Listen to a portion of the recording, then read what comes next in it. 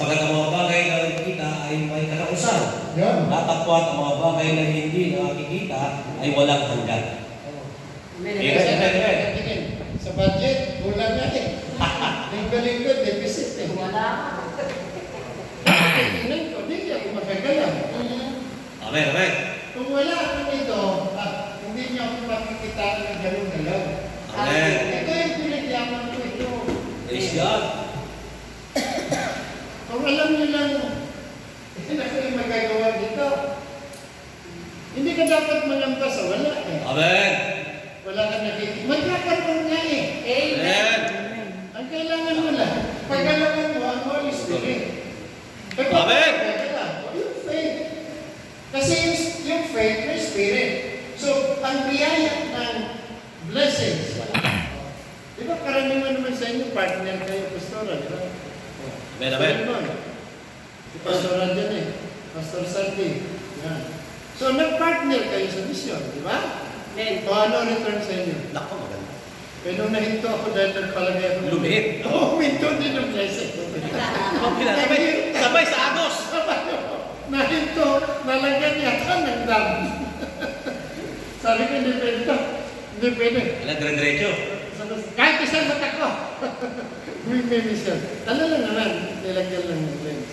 So, kailangan, kumbaga sa sugat eh, magagaling-galingin mo na.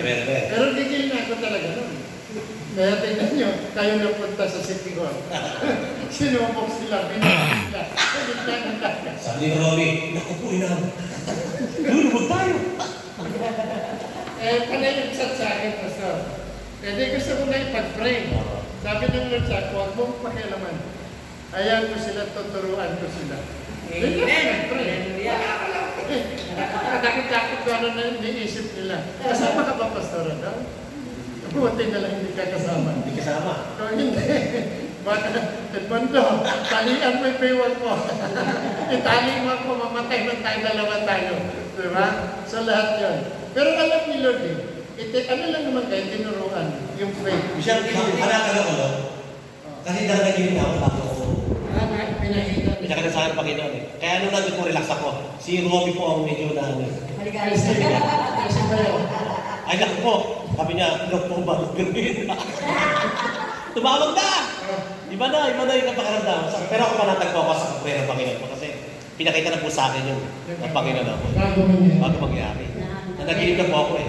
Kung nag-guest pastor sa amin, Naku po. kapag speaking in tongue ang gagawin. Baka tawag niya. Alam mo speaking in tongue ni pastor?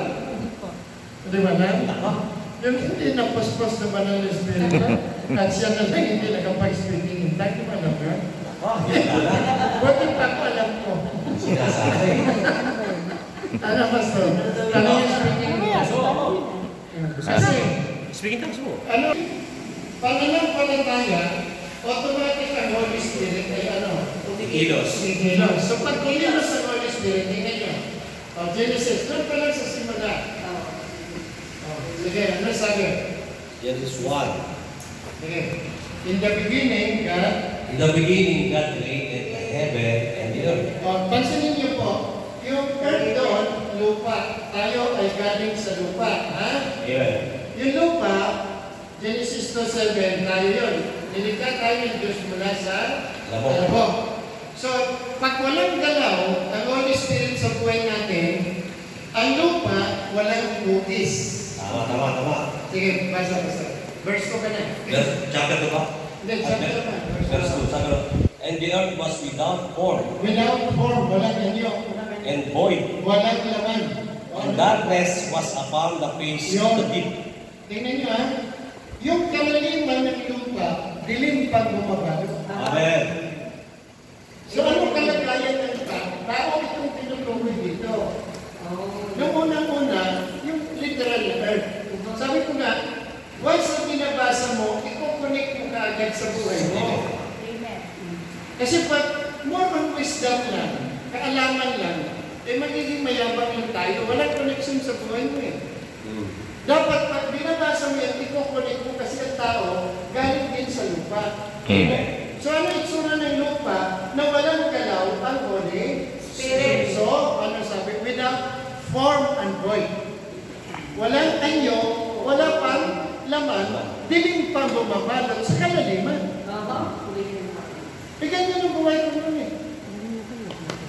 Amen, amen. Kami nung kapatid ko, kaya nandito na. So, Pastor, nalikha tayo through the Holy Spirit. Kasi yun po nung Kaya. Kaya doon kanya tayo. Baka agad dun eh. purihin ang Hindi naman dali,